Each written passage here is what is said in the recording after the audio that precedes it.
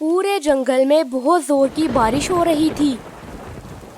कालू जी, आज मेरा समोसे खाने का बहुत मन कर रहा है। जाएं जाकर समोसे लेकर आएं। अरे हाँ कमली, इतनी तेज बारिश में अगर चाय के साथ समोसे मिल जाएं तो मज़ा आ जाएगा। जाओ जाकर बनाकर लाओ। पर हम लोग घर में समोसे कैसे बनाएं? हमारे पास तो सामान ही नहीं है। जंगल के सभी पक्षी टूनी चिड़िया के घर में इकट्ठे होंगे। चलो हम जाकर उनसे बात करते हैं। इस तरह वो दोनों वहाँ से चले जाते हैं और टूनी चिड़िया के घर पहुँच जाते हैं। टूनी चिड़िया, हम तुम्हारे पास एक प्लान लेकर आए हैं। जी कौवे भाई, जल्दी बताएं, आप क्या प्लान लेकर आए हैं? हमें अगर आपका प्लान अच्छा लगा तो हम उस पर काम जरूर करेंगे। क्यों ना हम सब लोग मिलकर इतनी तेज बारिश में चाय और समोसे बनाएं। अरे वाह कव्वे मियाँ, आज तुमने इतनी अच्छी बात कैसे कर दी। मुझे तुमसे इतनी अच्छी बात करने की कभी उम्मीद नहीं थी। तोते भाई, ताने मारना बंद करो और जल्दी बताओ कि चाय और समोसे पकाने हैं या नहीं। हाँ हाँ कौवे भैया, क्यों नहीं। हम सबका चाय और समोसे खाने का बहुत मन कर रहा है। मैं समोसों का सामान तैयार करती हूँ। मिट्ठू तोते, आप जाकर जंगल से मिर्ची लेकर आएं और कालू कौवे, तुम जाकर पहाड़ों से नमक लेकर आओ। मैं कालू को अकेले नहीं जाने दूंगी, मैं भी उसके साथ जाऊंगी नमक लेने। इस तरह मिट्ठू तोता मिर्ची लेने के लिए चला जाता है और कालू कौवा और रानी कौवी नमक लेने के लिए चले जाते हैं। वो जैसे ही नमक की कान के पास पहुँचे तो वहाँ पर चील बैठी हुई थी। अरे कालू कौवे और कमली कौवी, तुम दोनों इतनी तेज बारिश में कहाँ घूम रहे हो? क्या तुम्हें नहीं पता कि ये मेरा इलाका है? चील दी, हम सब पक्षियों ने मिलकर ये प्लान बनाया है कि आज हम चाय और समोसे बनाएंगे, तो इसीलिए मैं यहाँ से नमक लेने आया हूँ। अरे वाह, तुम पक्षी भी कितने चालाक हो। अकेले अकेले मजे मजे की चीजें पकाकर खाते रहते हो। मैं तुम्हें एक शर्त पर ही नमक ले जाने दूंगी कि तुम एक चाय का कप और 2 समोसे लाकर मुझे भी दोगे। ठीक है चील बहन, तुम चिंता न करो। हम लोग जैसे ही समोसे बनाएंगे तो 2 समोसे तुम्हें भी देकर जाएंगे। और साथ में चाय का कप भी देकर जाना। अगर तुम चाय भूल गए तो मैं तुम्हारी चटनी बना दूंगी। तभी कालू कौवा और कमली कौवी नमक लेकर वहाँ से चले जाते हैं और थोड़ी ही देर में वो टूनी चिड़िया के पास भी पहुँच जाते हैं। मगर अभी तक मिट्ठू तोता मिर्ची लेकर नहीं आया था। चलो टूनी चिड़िया, ये आ गया है नमक। चलो जाकर समोसे बनाकर लाओ। परंतु कालू कौवे, अभी तक मिट्ठू तोता मिर्ची लेकर नहीं आया। मिर्ची के बगैर तो समोसे नहीं बन सकते और वो तो गया भी करीब ही था, तो अभी तक वापस क्यों नहीं आया? चलो जाकर देखते हैं, कहीं वो किसी मुसीबत में ना फंस गया हो। तभी वो सारे पक्षी वहाँ से चले जाते हैं। वो जैसे ही मिट्ठू तोते के पास पहुँचे तो उन्होंने देखा कि मिट्ठू तोता एक जाल में फंसा हुआ था। अरे मिट्ठू मेरे भाई, आंखें खोलो, देखो तुम्हारे दोस्त आए हैं। हाँ देखो जरा, हम लोग तो तुम्हें बचाने आए हैं। प्यारे दोस्तों, तुम लोगों ने अच्छा किया जो मेरे पीछे आ गए।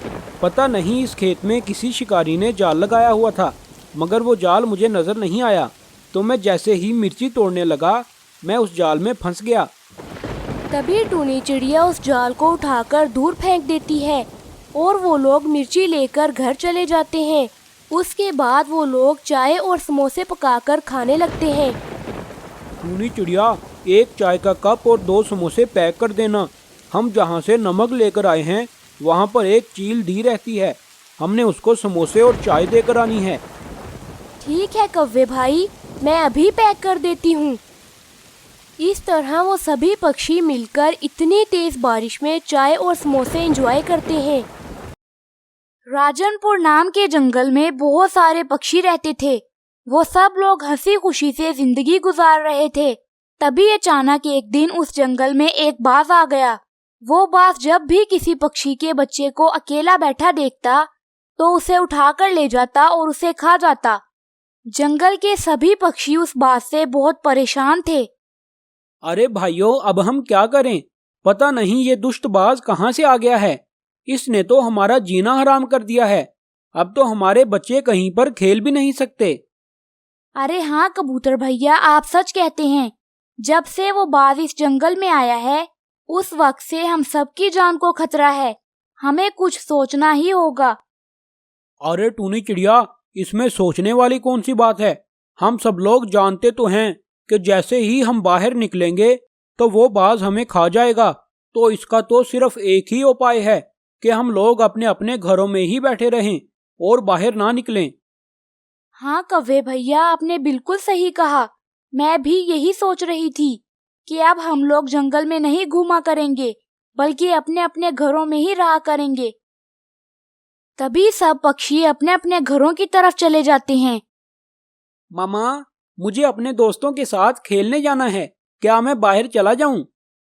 अरे नहीं नहीं बेटा, क्या तुम्हें नहीं पता कि हमारे जंगल में एक दुष्ट बाज आया हुआ है, इसलिए तुम घर से बाहर नहीं जा सकते। आराम से यहीं बैठो। ये सुनकर मानू चिड़ा बहुत निराश हो जाता है। थोड़ी देर बाद रात हो जाती है और वो दोनों सो जाते हैं। तभी थोड़ी देर बाद मानू चिड़ा जाग जाता है। अरे मामा तो सो गई, मुझे खेलने का मौका मिल गया है। मैं अभी घर से बाहर चला जाता हूँ और मामा को तो पता भी नहीं लगेगा।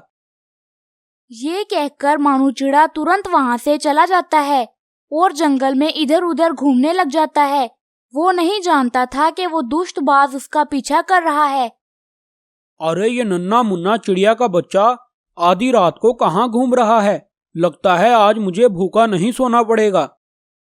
इधर टूनी चिड़िया की आंख खुल जाती है और वो अपने बेटे को वहाँ ना देखकर बहुत चिंतित हो जाती है। अरे मेरा बेटा कहाँ चला गया?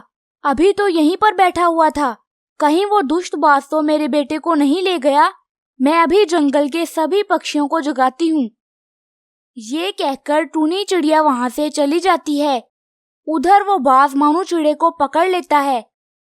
अरे चिड़िया के बच्चे, क्या तुमने मेरे बारे में नहीं सुना था? जी जी बाज अंकल, मैंने आपके बारे में सुना हुआ है। क्या तुम्हें मुझसे डर नहीं लगता? नहीं, मुझे आपसे बिल्कुल भी डर नहीं लगता। अरे मगर जंगल के सभी पक्षी मुझसे डरते हैं, तो तुम क्यों नहीं डरते?